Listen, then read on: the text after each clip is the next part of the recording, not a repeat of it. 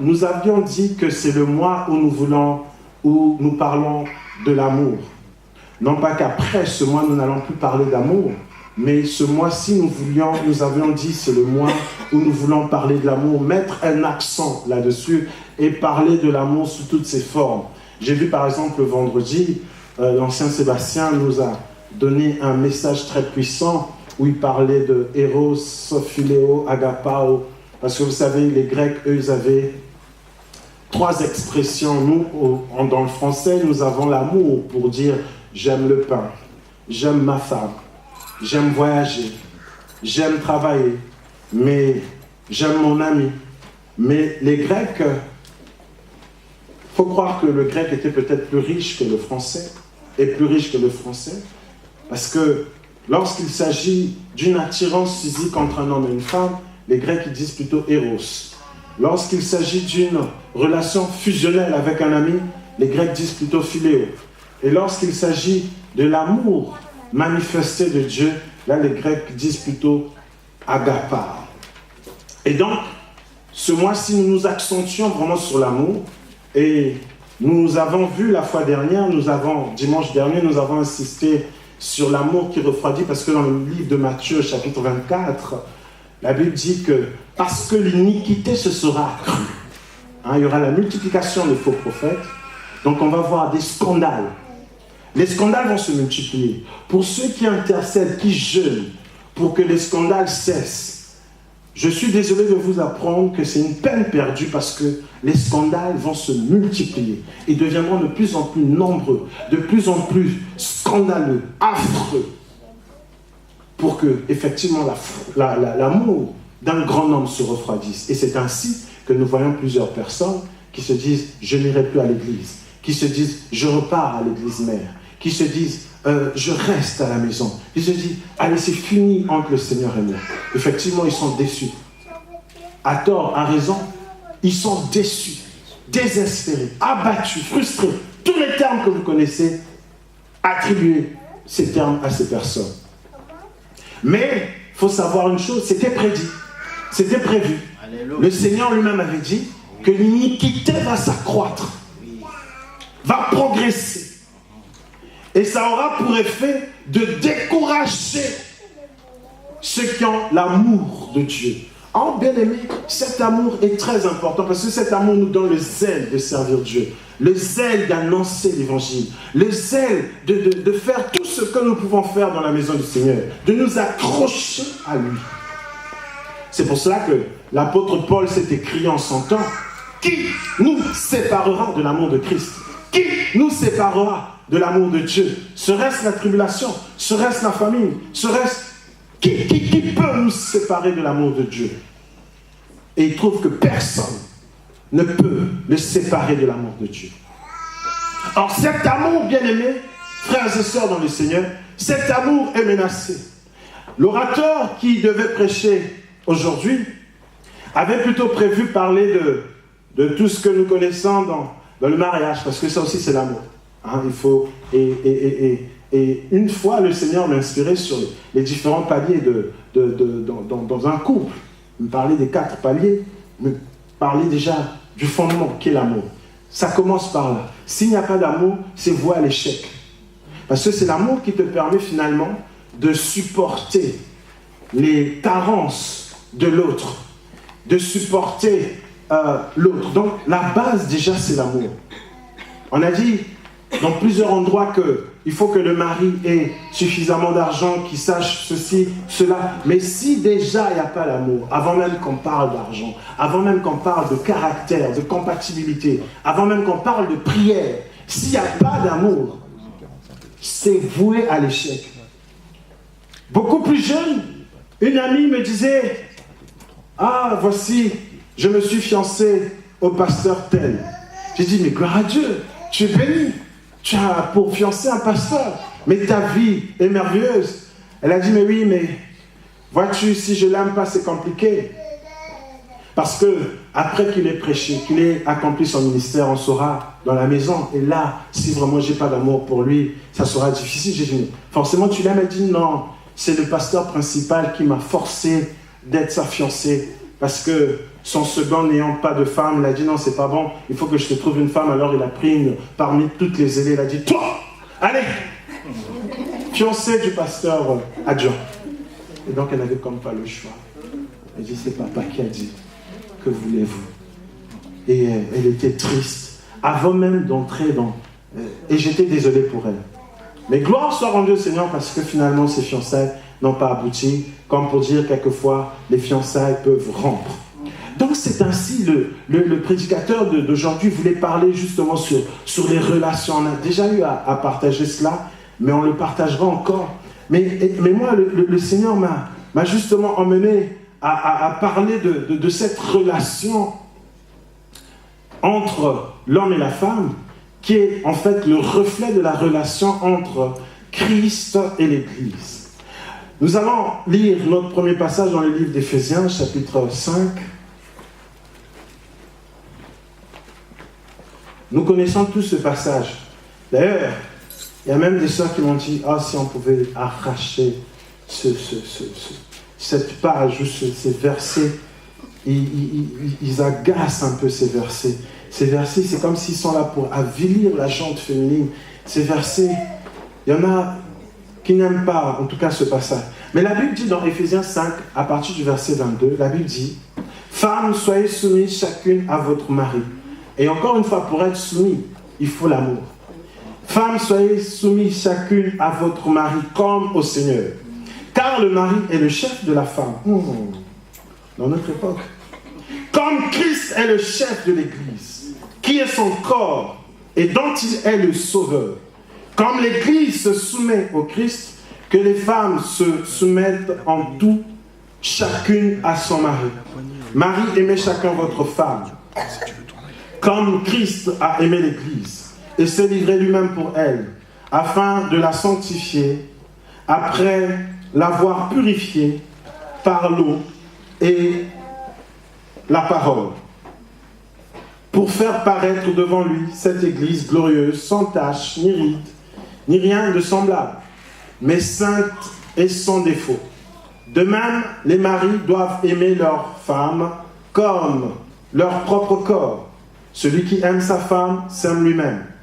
Jamais personne, en effet, n'a haï sa propre chair, mais il la nourrit et en prend soin, comme le Christ le fait pour l'Église, parce que nous sommes membres de son corps. C'est pourquoi l'homme quittera son père et sa mère pour s'attacher à sa femme, et les deux deviendront une seule chair. Ce mystère est grand. Je dis cela par rapport à Christ et à l'Église. Du reste, que chacun de vous aime sa femme comme lui-même et que la femme respecte son mari. Alors, l'apôtre Paul, c'est curieux parce que l'apôtre Paul, que je sache, ne s'est pas marié du tout. Mais curieusement, c'est cet apôtre à qui Dieu a révélé les grands mystères du mariage. Et il dit qu'il fait une corrélation entre l'Église, le Christ et l'homme, l'épouse et son époux. C'est merveilleux. Je vois plusieurs sœurs et je leur souhaite, cette année en tout cas, je n'arrête pas de déclarer « mariez-vous », mais en tout cas, mariez-vous. Il y a beaucoup de sœurs qui viennent me voir et qui me... « Mais pasteur, mais tu avais dit qu'on se marierait, mais pasteur. » Et quand je vois cela, je me dis, vous savez, le mariage, c'est vrai, c'est agréable, parce que tout ce que Dieu a fait est bon. Amen. Tout ce que Dieu a fait est bon. Mais vous devez savoir que le mariage, on n'y va pas simplement pour prendre, mais pour donner. Il faudrait que vous puissiez vous rassurer que vous êtes prête. Vous savez, les attentes ne sont pas les mêmes entre l'homme et la femme. Un jour, j'enseignais un couple sur le mariage, je disais, frère, ça fait combien de temps que tu t'abstiens? Il dit, non, depuis que je connais le Seigneur, je m'abstiens. Mais voyez-vous, ce frère qui s'abstient, il attend qu'un seul jour. Le jour où il va se marier. Il dit, sœur, depuis que je connais le Seigneur, gloire à Dieu, la sœur, elle a un film. La sœur, elle a une image. Certainement qu'elle a reçu des telenovelas ou des séries américaines. Alors la sœur, elle s'attend à Brian. Brian, vous savez, il est disponible, il est attentif, il écoute quand Jennifer lui parle. C'est souvent dans ces séries-là, il s'appelle comme ça, Brian, Jennifer, Brandon, des trucs comme ça. Mais l'homme, il a aussi d'autres attentes. Donc, la femme, elle a une image. Et tout ce qu'elle visualise, tout est positif. Un homme attentif, qui l'écoute, attentionné, un homme affectueux, un homme avenant, un homme qui est disponible. Et c'est ce qu'elle visualise. Elle se dit, mes frères ne me comprennent pas. Lui au moins, il me comprend. Lui au moins, il discute avec moi. Lui au moins, il prend il prend le temps de m'écouter. Et le frère aussi dit, c'est vrai, je n'ai pas le droit d'aller dans la fornication, dans l'impudicité, mais j'attends simplement ce jour. J'attends ce jour.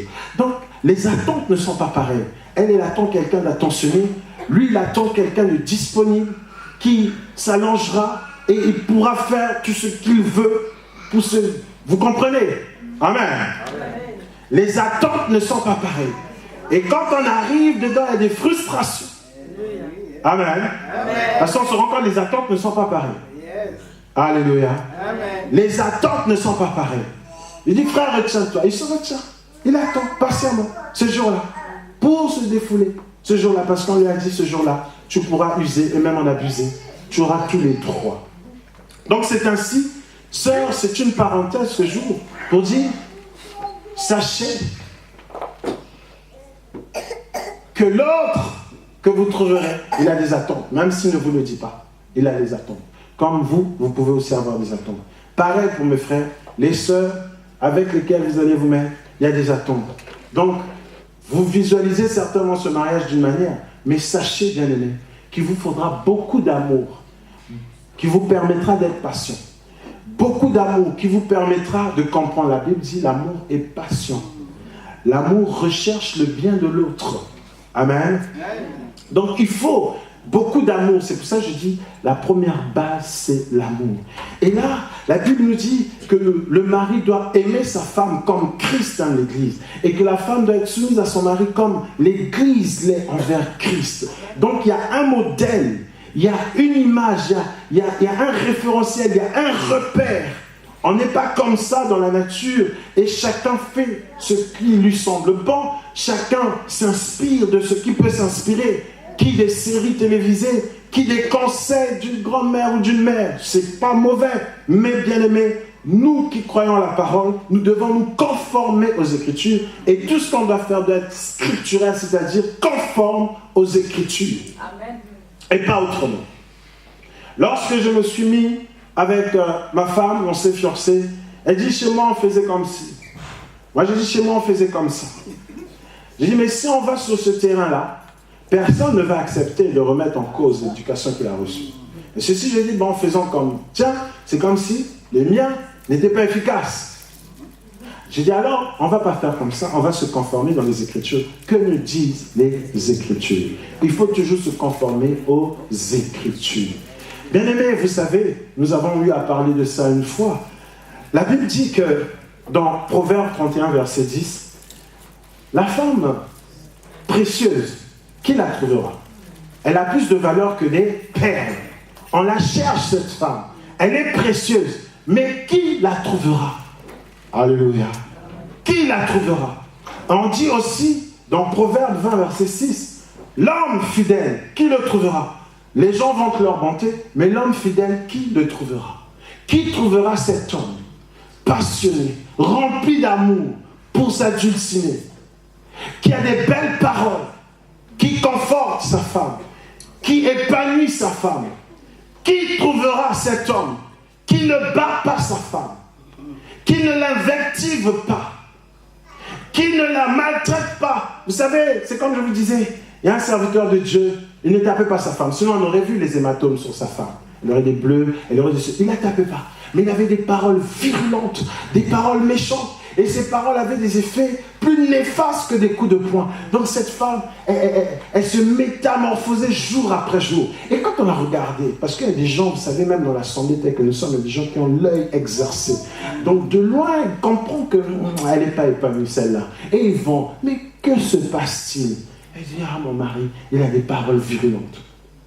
Mais qui trouvera cet homme qui a les bons mots, qui a les belles phrases? Qui trouvera? C'est l'homme fidèle.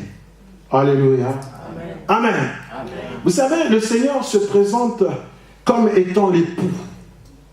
Nous allons lire par exemple Luc chapitre 5, verset 4. Donc Luc chapitre 5, on va lire 34 à 35. Luc chapitre 4. Luc chapitre 5, pardon. Versets 34 à 35. Luc chapitre 5, versets 34 à 35. Je vais faire la lecture. Le Seigneur veut vraiment nous parler ce matin. Que quelqu'un dise Seigneur parle. Seigneur parle. Plus fort, Seigneur parle. Seigneur parle. Nous sommes dans Luc 5, 34 à 35. La Bible dit ceci. Jésus leur dit, pouvez-vous faire jeûner les amis de l'époux pendant que l'époux est avec eux? Les jours viendront où l'époux leur sera enlevé. Alors, ils jeûneront en ces jours-là. Le Seigneur se présente comme étant l'époux. Et c'est même l'époux fidèle, parce qu'il est fidèle. Amen. La question dans le Proverbe pose la question, l'homme fidèle, qui le trouvera? Et le Seigneur se présente comme étant l'époux. Amen. Amen. Alléluia. Amen. Le Seigneur se présente comme étant l'époux. Il dit, pendant que l'époux est avec eux, pourquoi les faire jeûner? Le temps viendra où l'époux sera enlevé. Mais l'époux est là. Donc le Seigneur Jésus-Christ est un époux. Alléluia. C'est un époux.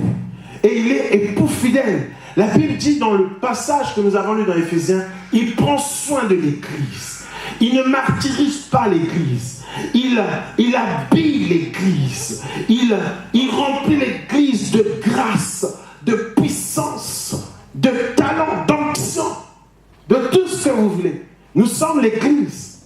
Ceux qui étaient là hier au disciple-là, on nous parlait de l'Église individuelle, l'Église locale, l'Église corps de Christ, qui regroupe chaque enfant de Dieu, né de nouveau, de la race des élus, faisant partie de la nation sainte, devenu sacerdoce royal pour le Seigneur Jésus-Christ, et qui se retrouve à différents endroits, et qui forme le corps.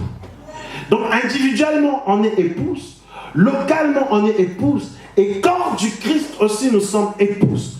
Épouse de qui? De l'époux. Il dit l'époux est là. C'est l'époux fidèle. C'est le modèle par excellence. Combien de sœurs je n'ai pas vues meurtries? Elle est rentrée là dans le mariage. Il y a une fille, elle avait à peine 20 ans. Tout le temps, elle nous parlait du mariage.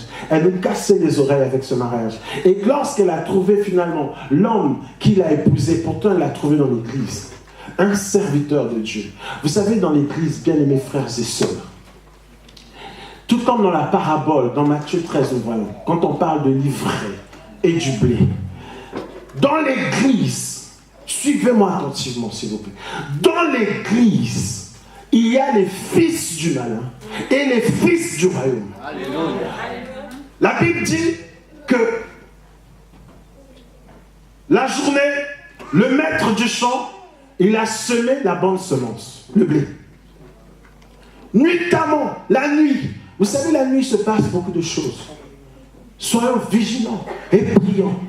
La nuit, qu'est-ce qui s'est passé? Dans le même champ, où le maître du champ a semé le blé, la nuit, au milieu de la nuit, l'ennemi, qu'est-ce qu'il fait? Il vient, il sème l'ivraie dans le même champ. La journée, le soleil apparaît. Vous savez, lorsque le soleil apparaît, tout ce qui était ténébreux est dévoilé. La journée, qu'est-ce qui apparaît? On voit les serviteurs du maître disent, mais n'as-tu pas semé de la bonne semence sur ce champ? D'où vient maintenant qu'il y a l'ivraie? Est-ce qu'on ne peut pas aller arracher? Le maître a dit, abstenez-vous de faire cela. De peur qu'en arrachant l'ivraie, que vous puissiez arracher aussi le blé. Et il donne l'interprétation, parce que ses disciples étaient là, il dit, mais tu parles toujours en parabole, nous on voudrait comprendre, le peuple ne comprend pas. Il dit, à vous il a été fait la grâce d'avoir des yeux pour voir, des oreilles pour entendre et un cœur pour comprendre. Voici ce que veut dire la parabole. Il dit, ce champ c'est le monde. Le blé, c'est les fils du royaume. L'ivraie, c'est les fils du malin. L'ennemi, c'est le malin. Donc nous sommes dans un même monde. On occupe les mêmes services, les mêmes écoles, les mêmes lieux de travail, les mêmes assemblées. Amen. Amen. Et parmi eux, il y a des pasteurs, il y a des prophètes, il y a des chantres. Ils sont là, ils prêchent la parole, ils peuvent même avoir la connaissance. Ils peuvent même avoir la capacité de faire apparaître des choses. Mais ils sont pour autant fils du malin. Et leur mission, c'est de décourager ceux qui sont les vrais, ceux qui sont le blé. Alléluia. Amen. Amen. Voilà pourquoi si tu as eu un choc de quelqu'un qui est du malin, bien aimé, ne reste pas allongé, relève-toi. La Bible dit le juste tombe 7 fois et Dieu le relève 7 fois. Amen. Amen. Tu te relèves, tu dis mince, j'ai eu affaire à une fille du malin ou à un fils du malin. Parce qu'ils sont là. Ils sont dans les assemblées. Ils sont là. Comment pouvez-vous comprendre? Un pasteur dit à un frère, frère, j'ai vu dans tes vidéos, tu prêchais sur le retour de Jésus. Je n'aime pas ça du tout. Frère, il a menacé le frère. J'ai dit, frère, il faut savoir que nous sommes dans un monde et que ceux qui nous suivent dans les réseaux sociaux, partout, il faut savoir ça. Il y a des fils du malin, parce que la Bible dit dans Matthieu 24, voici ce qui arrivera dans les derniers temps. On cite, jusqu'à dire que l'iniquité va s'accroître et l'amour d'un grand nombre refroidir. Voici la bonne nouvelle que vous devrez prêcher. Jésus, il appelle ça bonne nouvelle. Un pasteur appelle ça un message terrifiant. Alléluia. De qui est-il? De Dieu ou du malin? Du malin. De qui est-il? Du malin. De qui est-il? Du malin. Alléluia. Amen. Il vous suit. C'est vous qui avez dit qu'il est du malin. Moi, j'ai juste posé la question de qui est-il. Amen. Alléluia. Amen. Alors, dans l'assemblée, il y a les fils du malin. Et donc, cette sœur de 20 ans, elle a eu son frère à l'église.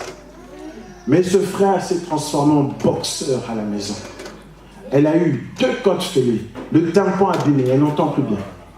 Oui, à l'église, c'est pas dans le monde, c'est pas dans un bar, dans une boîte de nuit, dans un maquis, dans un ganda. Non, c'était à l'église. Un frère qui servait le Seigneur. Il a pris, comment on appelle les boxeurs? Allez, les boxeurs s'entraînent avec, donc c'est comme s'il avait envie de s'entraîner. Et voilà. Et aujourd'hui, la sœur n'est plus mariée. Tout ce qu'elle avait vu dans les telenovelas s'est transformé en cauchemar. Là-bas, c'est des scripts, c'est des scénarios. On a dit, toi, joue le rôle de... Hein, tu parles comme ça, la femme, et toi, la femme, non, tu fais ceci. C'est des scénarios. Amen. Amen. Il y en a qui ont suivi ça en cru que c'est la vraie vie. Amen. L'époux fidèle. Il dit, je suis l'époux. Il est l'époux et il est fidèle. Alléluia. Amen. Lui, il sait comment aimer. C'est notre modèle.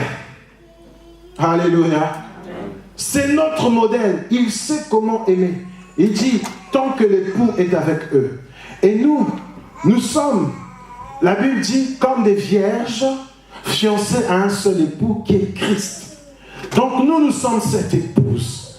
Et bien aimé, vous savez, aujourd'hui, j'aimerais faire la relation entre, justement, la véritable épouse, la véritable épouse qui est l'Église, et l'épouse, comme on peut voir aujourd'hui à la maison. Alléluia. Amen. Amen. Et Dieu veut vraiment que nous puissions comprendre quelque chose. Que quelqu'un dise encore, Seigneur, parle. Seigneur, parle. Nous allons lire d'abord dans 2 Corinthiens 11, 2, avant que je puisse avancer. 2 Corinthiens. Donc la deuxième épître de Corinthiens, au chapitre 11.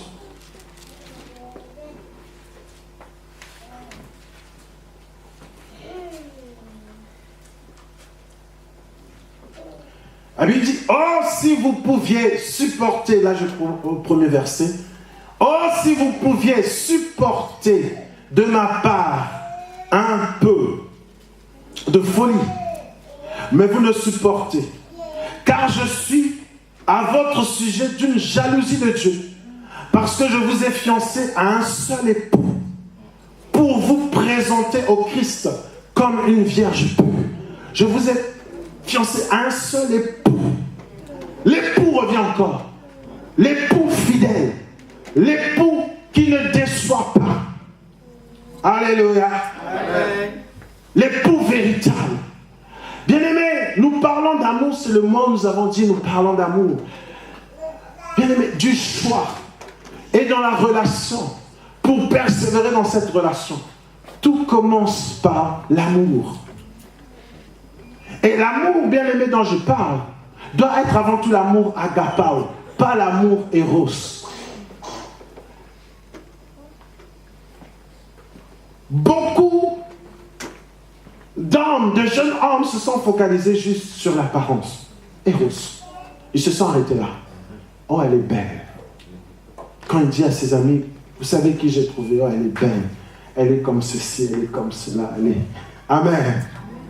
Parce que l'homme, il est ébloui par ce qu'il voit. Il est ébloui. Souvenons-nous, quand Adam a vu Ève, il ne la connaissait pas. Il ne l'avait jamais vue. Elle était en lui, mais il ne l'avait jamais vue. Et lorsque le Seigneur l'a fait apparaître, lorsqu'il s'est réveillé de son premier sommeil, quand il l'a vu, il dit, waouh, il dit, Seigneur, qu'est-ce que c'est que ça encore? Voici la chair de ma chair, l'os de mes os. On l'appellera. Il a fait un poème et il a prophétisé. On l'appellera. Il a donné lui-même le nom à la femme. Alléluia. Amen. Amen. Donc l'homme est ébloui par ce qu'il voit. Et quand un jeune homme il voit une femme, il dit à ses amis, mais voyez-vous ce que j'ai trouvé? Elle est comme ceci, il décrit la forme. Et les autres disent, waouh. Parce que l'homme, c'est ce qu'il voit. Mais bien aimé, tu risques de tomber sur une fille, la femme aux paroles doucereuses. Et parce que beaucoup d'hommes ont emprunté cette voie, ils ont eu bien des soucis. Il arrive, elle est querelleuse. Il arrive, elle est insoumise. Il arrive, elle est une vipère. Il pleure. J'ai un de mes frères, une fois, à l'époque, quand il s'est marié, avant de se marier, quand il était fiancé, il me racontait, il se reconnaîtra, mais qu'il m'excuse, c'est pour édifier le peuple. Parce que comme ça voyage, ces enseignements-là maintenant, il n'est pas ici avec nous en France, mais il se reconnaîtra, parce qu'il nous suit. Quand il était fiancé, il venait me dire, oh, si tu vois comment elle prie en langue pendant plus d'1 heure. Si tu vois comment elle est belle. Il n'y a personne comme elle dans tout le quartier. Qu'est-ce que je dis? Même dans toute la ville. Je dis, ah frère. Il dit, c'est elle et pas une autre. J'ai dit, tu es sûr? Il dit, oui. Dieu a prouvé, il a mis son sceau. Vous savez, quand c'est comme ça, les gens mystifient. Ils rentrent dans Genèse, ils sortent dans l'Apocalypse, en passant par les psaumes. Ne négligeant pas cantique des cantiques. Citant quelques proverbes au passage. Amen. Amen. Donc on est tous convaincus, elle est conquis. Nous t'accompagnons, frère. Allons donc doter. Alléluia. Mais lorsqu'ils ont vécu dans la même maison, la Bible dit la bénédiction de l'Éternel, hein? Et ne se fait juif, hein? Mais nous voyons le frère rempli de chagrin. Frère, qu'est-ce qui se passe? Et vous savez, ils se sont séparés. Ils ont divorcé. Et le frère a composé même une chanson là-dessus. Il dit, je pensais que c'était de l'or, mais c'était la pierre. Je pensais que c'était l'argent, mais c'était des feuilles. Alléluia. Amen. Amen. Il s'est repenti, il a chanté comme le fils prodigue. Il dit, Père, prends-moi dans ta maison.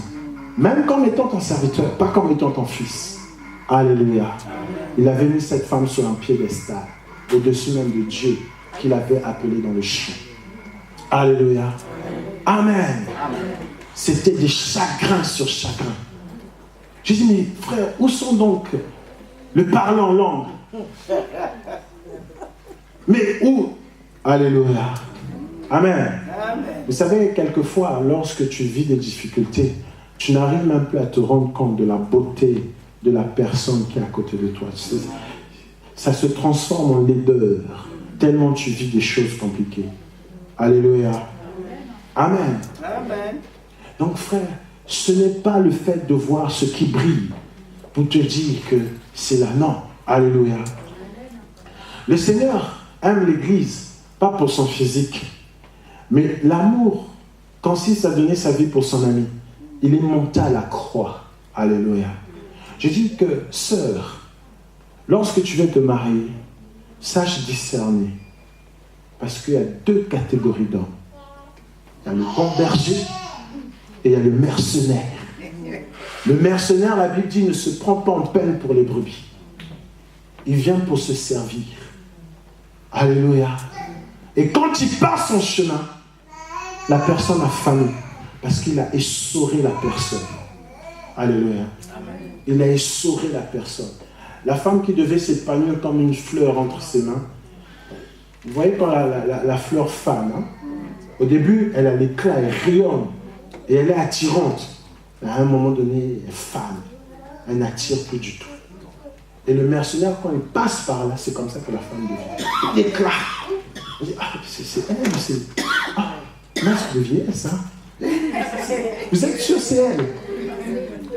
C'est parce que le mercenaire est passé par là. Et quand le mercenaire passe par là, il y a des ulcères. Parce que le mercenaire, il a lancé des paroles bizarres. Quand le mercenaire passe par là, tu vieillis tout d'un coup. Alléluia.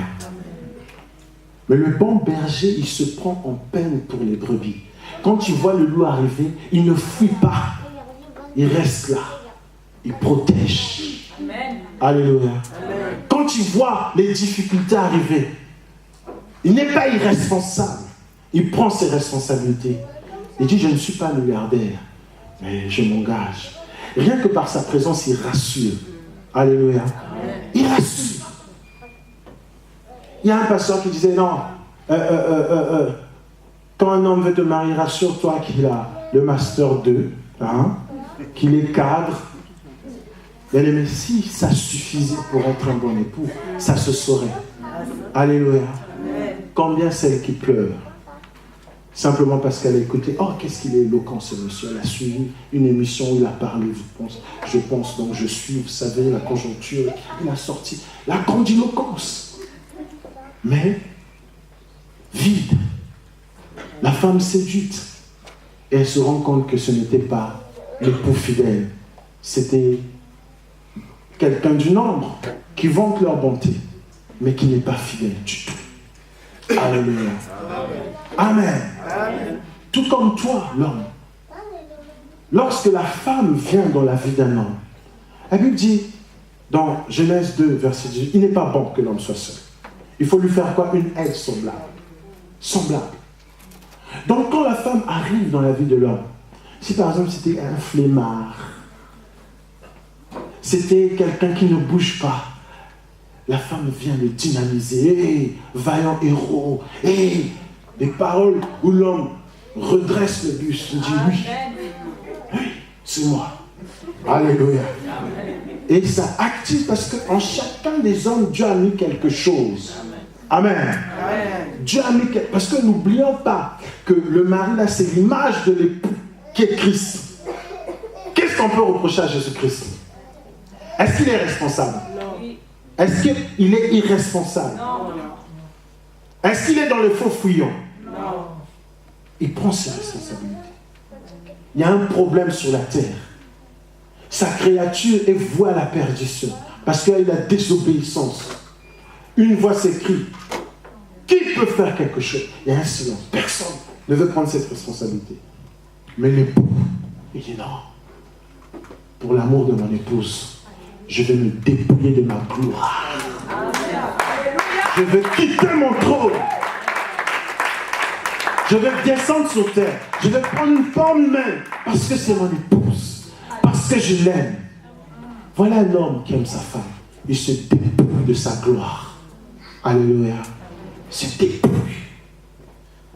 Quand un homme ne sait pas se dépouiller, c'est un mercenaire. Il va te faire mal, il va te torturer. Alléluia. Il va te torturer. Vous savez, les gens les conseillent hein, dans les quartiers. Moi, j'avais mon jeune oncle que j'appréciais beaucoup, pas son âme, aujourd'hui il est décédé. Mais j'écoutais beaucoup ses conseils. Adolescent, je le prenais comme un modèle. Il me disait, voici comment il faut traiter les femmes. Il dit, la femme, il faut la martyriser. Donc tu la Et je lui tonton. Donc c'est comme ça. Amen. Et c'est comme ça que vous voyez des fois deux adolescents, ils sont là. C'est parce qu'il a appris ça chez lui. C'est parce qu'il a vu ça chez lui. C'est parce qu'il a entendu ça chez lui. Et il pense que c'est comme ça. Mais la Bible dit, Marie, ne vous aigrissez pas contre vos femmes. C'est comme cela que certains ont vu leur prière être bloquée. Donc le fait que tu maltraites ta femme, Dieu là-bas dit, ah, tu fais ça. Ok, je bloque ta prière. Amen. Et un problème maintenant. Cherche la solution. Dieu ne la donnera pas. Parce que tu as pris ta femme comme le truc qu'on apprend à boxer. Pontibo. Amen. Alléluia. L'époux fidèle. L'époux fidèle. Qui est le Seigneur Jésus-Christ. Nous parlons d'amour ce mois-ci. Nous voulons l'amour. Et même entre nous, nous voulons exprimer l'amour. Nous voulons vraiment que cet amour, agapao, entre en nous, en tant qu'église individuelle, en tant qu'église locale. Nous voulons manifester l'amour. Très souvent, j'ai entendu dire, pasteur, ici, il n'y a pas d'amour. Pasteur, ici, il n'y a pas d'amour. Donc, ça veut dire que nous avons besoin de cet amour. Nous avons besoin de vivre cet amour. Vous avez besoin que je vous manifeste cet amour. J'ai besoin que vous puissiez me manifester cet amour. Et nous avons besoin de cet amour entre nous, les uns les autres. Mais cet amour, voyez-vous, cet amour est combattu. Parce que cet amour, c'est la nature divine même de Dieu. Jésus a dit dans le livre de Jean, chapitre 13, « Je vous donne un commandement nouveau. Aimez-vous les uns les autres comme moi je vous ai aimé. C'est ainsi que le monde saura, reconnaîtra que vous êtes mes disciples. » Nous voyons aujourd'hui, beaucoup d'églises veulent prouver au monde qu'elles appartiennent au Seigneur en montrant la bâtisse. Regardez notre bâtiment, comment il est somptueux, comment il est beau. C'est l'Éternel qui fait ça. Regardez la puissance avec laquelle le pasteur agit. C'est Dieu qui fait ça. Regardez comment chaque responsable a un gros 4x4 dehors. C'est Dieu qui fait ça. Donc on veut exhiber le matériel pour montrer au monde que nous sommes de Dieu. Ou que Dieu est avec nous. Mais le Seigneur Jésus-Christ l'a dit. Aimez-vous les uns les autres. L'épouse du Seigneur doit manifester l'amour. Parce que déjà, pour qu'elle soit soumise à l'époux qui est Christ, il faut qu'elle soit remplie d'amour. Et cet amour qui tourbillonne dans l'église locale envahit les cœurs de chacune des personnes qui sont dans cette église. C'est ce que le Seigneur veut. Ce n'est pas facile à expérimenter. Voilà pourquoi nous prenons toutefois des raccourcis, parce que cet amour, c'est le plus dur que nous avons à faire. C'est-à-dire à manifester. Écoutez, quand une personne est déçue, qu'est-ce qu'elle fait? Elle dit, je veux rester chez moi. Or, l'amour de Dieu, pour le manifester, il faut être au moins deux. Alléluia. Amen. Et c'est pas facile. J'aime pas cette sœur. Regarde comment elle marche, regarde comment elle parle, regarde comment elle bouge. Je la déteste, je la supporte pas. Il y a comme une antipathie. Il y a comme une haine gratuite. Et j'ai vu cela se manifester au milieu de nous. Surtout l'année 2018. Et je prie vraiment que cette année, que toute forme de haine soit brisée. Amen. Parce que c'est le diable qui se sert de cela pour croître au milieu de nous. Alléluia. C'est le diable qui se sert de ça. Il passe par nos pensées. Tu as l'impression que le pasteur ne t'aime pas. Tu as l'impression que la sœur ne t'aime pas. Et on se fait des idées. Et on se détruit entre nous. Alors que nous sommes les enfants d'une même famille, nous formons même un même corps. Toi, tu es peut-être la main. Moi, je suis peut-être la jambe. Et l'autre, c'est peut-être le ventre. Nous sommes un même corps. Nous sommes cette épouse-là, de l'époux fidèle. Alléluia. Amen. Or, regardez ce qui se passe. Nous allons lire un passage que j'ai aimé et que j'ai apprécié dans le livre d'Ésaïe. Nous sommes dans Ésaïe, chapitre 4. Il y en a qui connaissent ce passage. Ésaïe, chapitre 4. Parce que quand on a trouvé le véritable époux, quand on a trouvé l'époux fidèle, normalement on doit être comblé. Et quand on est comblé, après lorsqu'on rentre dans le foyer, on rentre dans le foyer comblé. On ne rentre pas dans le foyer pour être comblé, mais c'est parce que nous sommes comblés que nous rentrons dans le foyer. Et nous pouvons donc donner, nous avons de quoi donner, car on ne donne que ce que l'on a. Ésaïe, chapitre 4, à partir du premier verset. La Bible dit, 7 femmes saisiront en ce jour-là un seul homme, pour lui dire, nous mangeons notre pain, et nous nous vêtirons de notre propre manteau,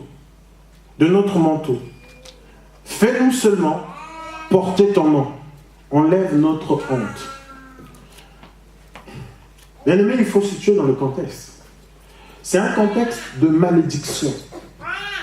Où qu'est-ce qui s'est passé?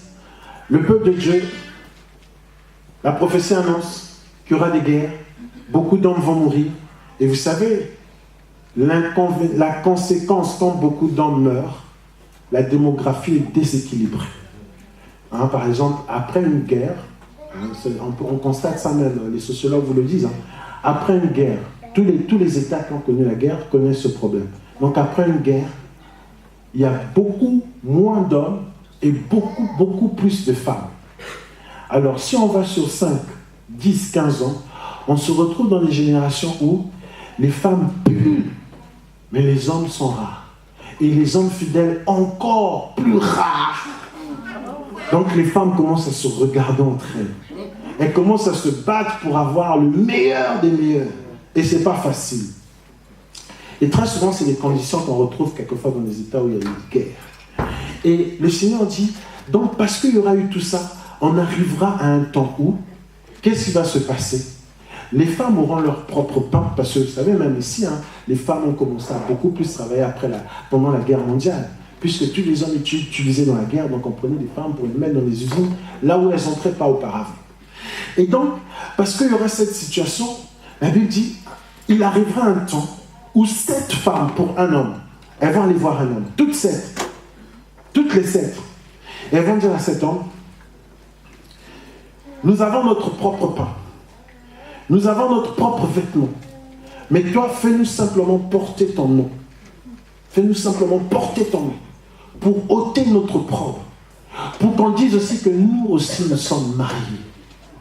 Quelquefois, bien aimé, les motivations pour lesquelles on se marie ne sont pas saines, ne sont pas pures. On veut se marier pourquoi? On veut se marier parce que l'autre s'est marié. Parce que j'ai comme l'impression que toutes celles de ma génération se sont mariées. Moi aussi, il faut que je me marie. C'est comme un défi. C'est comme un défi. Oh, je vous ai dit, le mariage, c'est pour aller donner là-bas. C'est pour aller partager là-bas. N'entre pas là-bas vide. Parce que tu vas être vidé davantage. Parce que tu vas épuiser l'autre. Entre là-bas équipé, outillé, émotionnellement, psychologiquement, mentalement, même intellectuellement, pourquoi pas. Spirituellement surtout. Alléluia. Or, ces femmes, elles vont voir l'homme et elles disent, ton pain, on n'en veut pas. Prenons maintenant cette femme comme étant l'église individuelle et l'époux Christ. C'est comme si tu vas vers le Seigneur, tu dis, Seigneur, je veux juste porter le titre de chrétien. Mais ton pain, j'en veux pas. Tes vêtements, j'en veux pas non plus. Je veux juste porter le titre de chrétien. Et c'est ainsi qu'on voit les gens à l'église. Tu es chrétien? Oui, je suis chrétien. Mais c'est un insensé.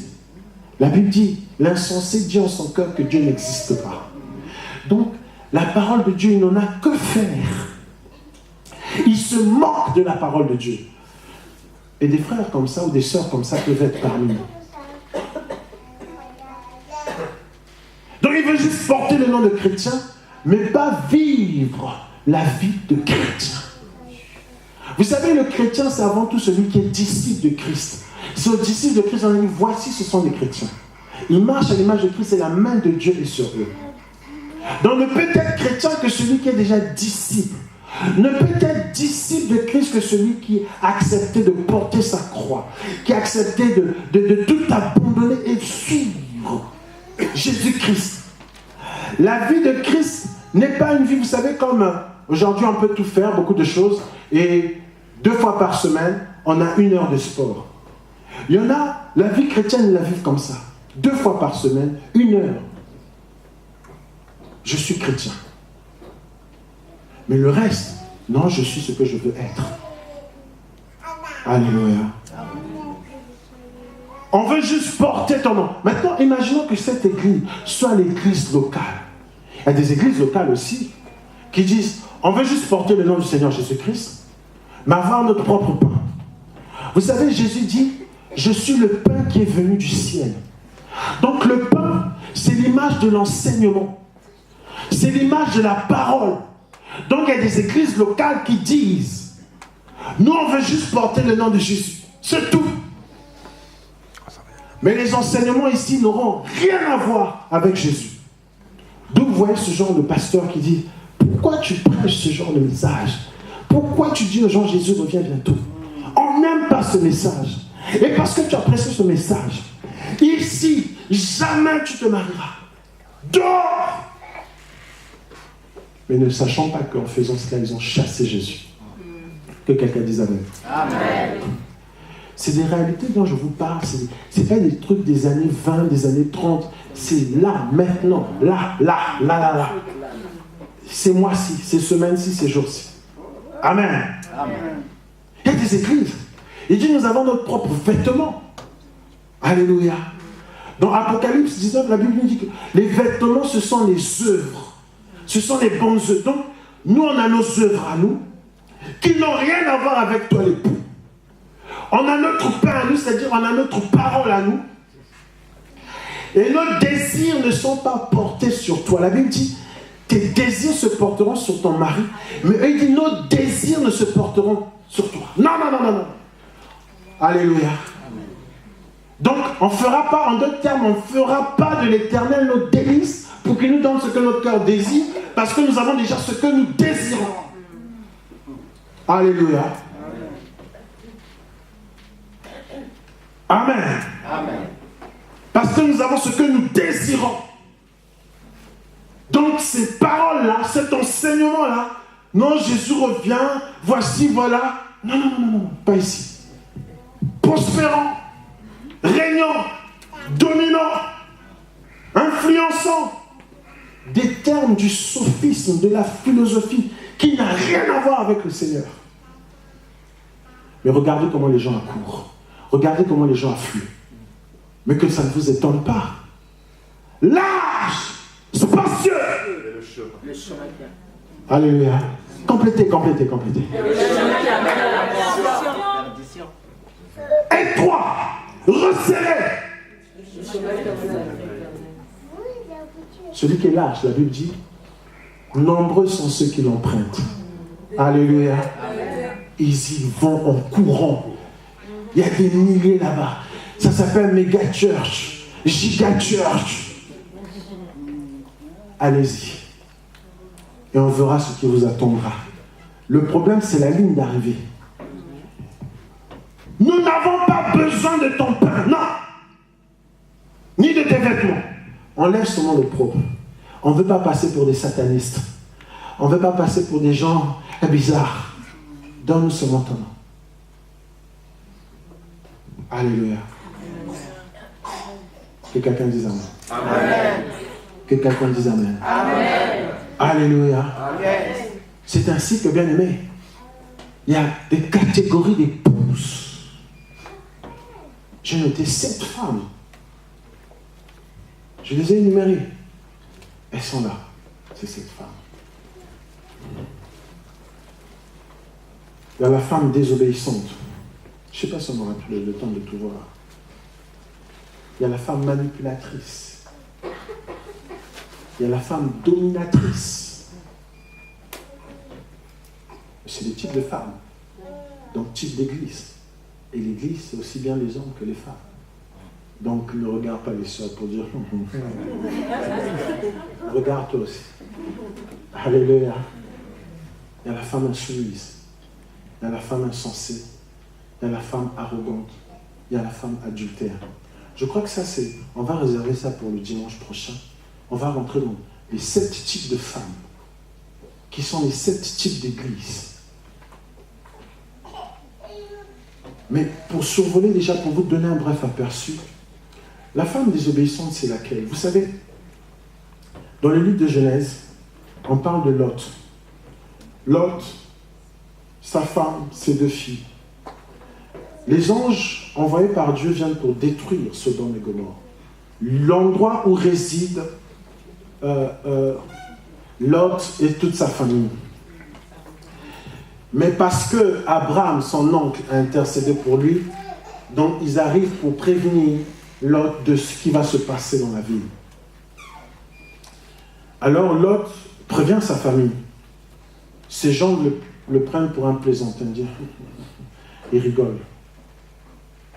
Quelquefois nous parlons aux gens du monde. Repends-toi, Jésus revient bientôt. Ils se moquent. Ils se moquent tellement qu'aujourd'hui on a honte même d'être chrétien. Je me souviens quand j'allais à la cantine, là où je travaille, les musulmans disent, c'est quoi ça là? Non. Donc on les respecte. Mais toi, le chrétien dit, non, je suis chrétien, je n'aurai... Il n'y a rien pour toi, rien qui est prévu pour toi. Passe ton chemin, tu ne veux pas manger, dehors. Donc les chrétiens aujourd'hui, c'est des... ils ont peur de tout. Et donc l'ange, il vient, il prévient la famille de Lot. Ces gens se moquent de lui. Les gens disent, bon, prends ta femme, tes filles, allez-y, sortez de là. Lot donne l'instruction à sa famille. L'ange dit, surtout ne regardez pas derrière. Ne regardez pas derrière. Droit devant vous. La femme de Lot, vivant dans Sodome et Gomorrhe, habituée à ne pas suivre les instructions de son mari. C'est ce jour-là qu'elle va le faire. Non. Elle regarde derrière. Elle se transforme en statue de sel. On rentrera dans les détails. On comprendra spirituellement, ça veut dire quoi? C'est quoi la typologie de tout ceci? Mais la conséquence, c'est quoi? La conséquence, c'est qu'après, Lot s'est retrouvé avec ses 2 filles dans une caverne pendant que tous les autres habitants étaient brûlés et ses filles ont abusé de lui. Et ça fait des relations incestueuses. Et des gens qui sont nés là-bas, on connaît les Moab, les Moabites, qui ont même attaqué à un moment donné le peuple de Dieu. Parce que les Moab ont eu des prophètes aussi, comme le prophète de Baal, plutôt le prophète Balaam. Vous comprenez la conséquence de cela. Il y a par exemple la femme, j'ai vu la femme, quand on va parler de la femme dominatrice, Jézabel. Jézabel veut dire celle dont Baal, celle dont Baal est l'époux. Donc elle est, dès sa naissance, consacrée, épouse de Baal. Comme des fois on consacre, vous savez, il y a des organisations secrètes qui consacrent leurs filles et les marient à des divinités. Par exemple, dans la Rose-Croix, les gens marient à des divinités leurs filles. Et ils les appellent colombes. Donc là, Baal, Jézabel, dès sa naissance, elle est consacrée à Baal. Et qu'est-ce que va faire Akab? Lieutenant de Juda, du peuple de Dieu, il va épouser Jézabel. Mais dans Jézabel qui règne, Baal, il y a des autorités, il y a des puissances. C'est comme ça que vous voyez, il y a des femmes, elles sont naturellement autoritaires. On se dit c'est normal, c'est naturel, mais non. Il y a des puissances derrière. Amen. Il y a des puissances derrière. Donc quand tu rentres dans le foyer, c'est fini. C'est l'inverse. Donc il faut que l'homme porte le jupon et elle le pantalon, le casque. Elle domine. Alléluia. Mais c'était des puissances qui étaient derrière. Et elle a dominé Akab.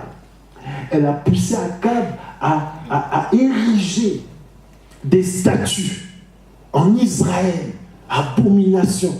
lorsque vous voyez Deutéronome, comme je vous ai dit, pour Israël, et même jusqu'aujourd'hui, 2019, j'ai demandé la confirmation à mon collègue qui est juif, jusqu'aujourd'hui, 2019, chaque juif, tous les matins, fait ce qu'ils appellent le schéma. Écoute, ô Israël, Dieu est un et unique. Donc, on ne tergiverse pas, il n'y a pas de Dieu, il n'y a pas... Chaque matin, tous les juifs que vous voyez.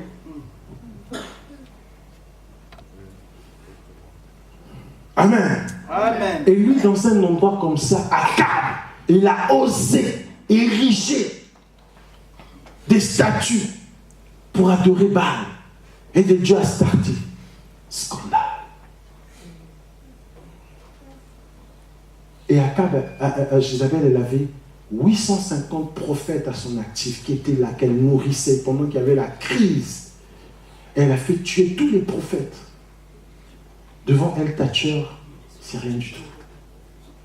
Jézabel, elle a fait fuir un prophète comme Élie. Élie a fui. Elle a dit, si demain, je ne te fais pas ce que tu as fait à mes prophètes, que mes dieux me traitent avec rigueur.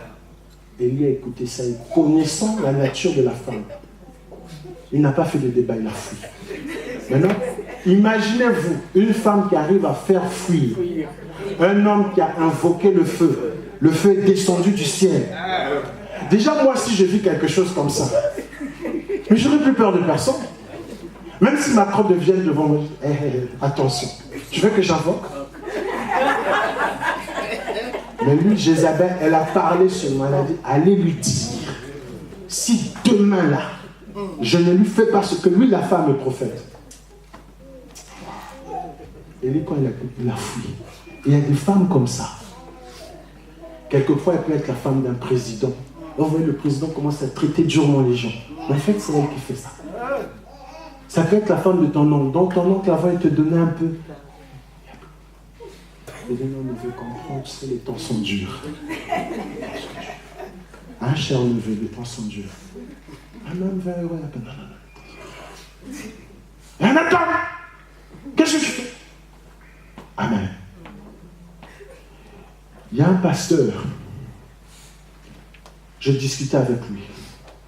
Il me parlait de sa fille. Il voulait prendre des nouvelles. Mais cette fille, il l'avait eue dans une relation antérieure. Et cette fille, je la connais bien. Donc il me demandait les nouvelles de cette fille. As-tu les nouvelles? Je dis oui, elle va comme ceci, elle va comme cela, elle va comme ceci, elle va comme cela. Et lorsque sa femme est revenue, parce qu'elle avait fait un déplacement, lorsqu'elle est revenue, elle s'approchait de nous. Tout pasteur qu'il est, il a changé de sujet. Donc, comme je te disais, hein, frère, la Bible, parce qu'il ne voulait pas que sa femme se rende compte qu'il prenait les nouvelles de sa fille. Alléluia. Maintenant, une femme comme ça, c'est la femme d'un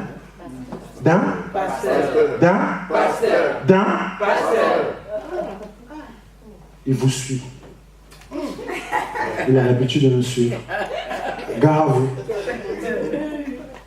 Ah, je vous fais participer, mais je sais pourquoi, pour ne pas être seul. Comme ça, quand on va me poigner, j'ai dit.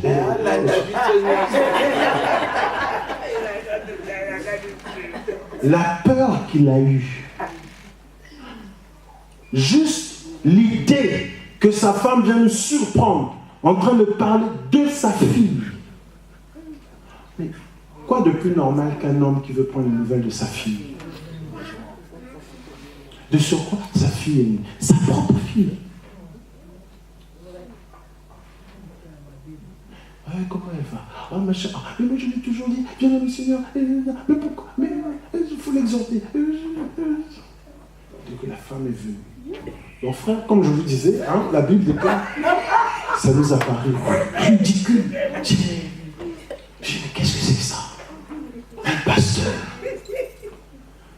Amen. Les types sont là. Dimanche prochain, on va voir ça. On va rentrer dans le détail. Le Seigneur va nous soutenir. Que quelqu'un dise amen. Acclamons très très fort.